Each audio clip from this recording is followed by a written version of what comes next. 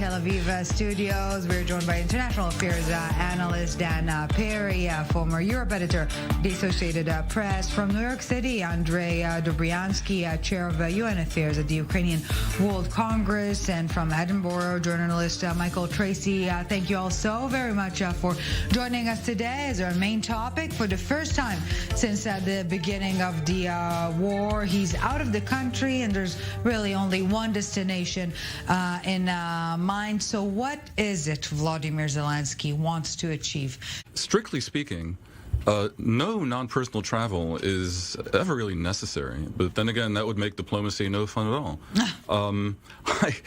Zelensky is a master showman who's used clever messaging and theatrics to achieve what he reasonably desires, which is support for and weapons for and money for Ukraine at this desperate time. And you could say he's taking a security risk, but it's absurd to view Ukraine as secure at this point.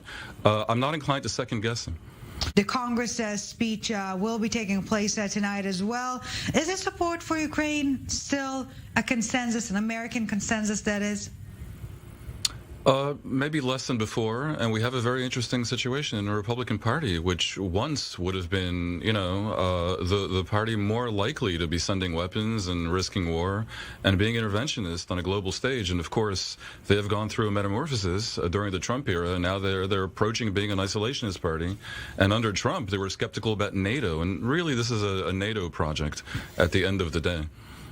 The weapons systems have become more and more technically advanced, a greater range, greater power, greater efficiency. So this is what Ukraine wants, basically continuing on the same path that we have been over the entire year of getting better and better weapons.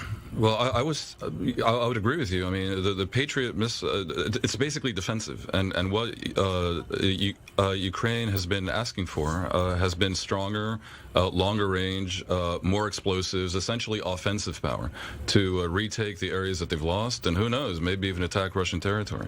But Zelensky obviously emerges a winner here, having standing as he does on the cusp of receiving $100 billion in U.S. aid of one sort or another in the course of 2022.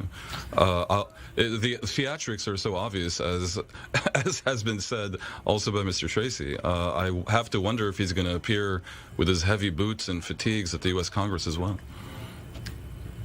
First of all, the idea, I have to just correct something, because you see this misconception repeated all over the place, including in U.S. media, and it's just not really borne out by any substantial facts. The idea that the Republican Party has undergone this dramatic metamorphosis and is all of a sudden, institutionally non-interventionist, and they now have switched roles with the Democratic Party or something. It's just a fallacy. It would frankly surprise me if you have failed to notice a whiff of isolationism coming out of the Republican Party, or of former President Trump's very clear statements of skepticism about NATO, and even fantasies about, destroying NATO, in effect, and disrespect to NATO allies. That's coming from the Republican Party.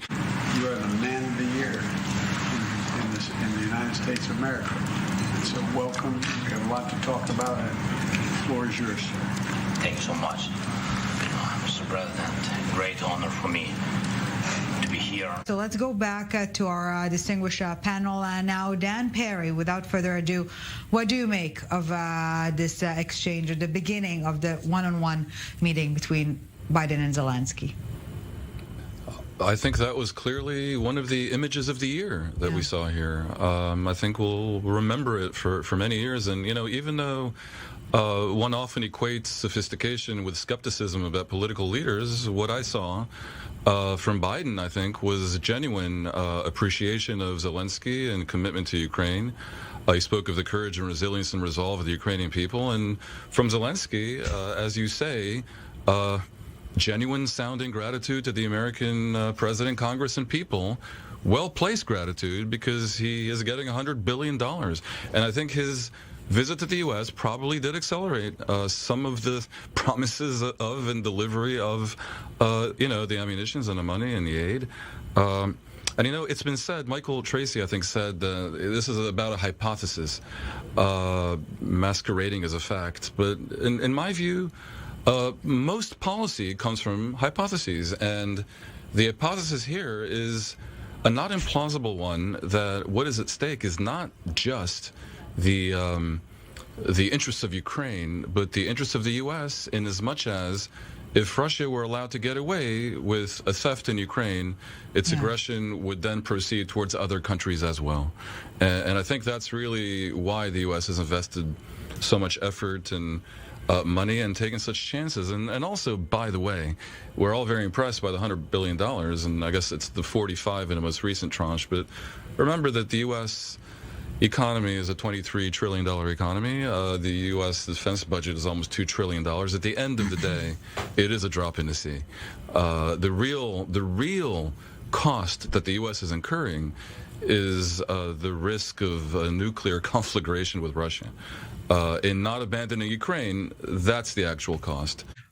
Looking at this meeting and watching as we've been on this segment, the emotional value that's already being ascribed to it as, incredibly resonant and potent, and everybody's, kind of in awe of how honest and, forthright these two leaders are. All the superlatives. That's another indication of the efficacy of the PR strategy. So, Zelensky is nothing else. If nothing else, he's a PR master. I got to give him that. Yeah, that's something we can all agree on. That's for certain. Michael, Tracy, Dan Perry, Andrei Dobriansky, thank you very much for joining us today to our extended debate. We appreciate your time, and hopefully we'll see you back on the show soon. Thank you very much, gentlemen, for staying with us.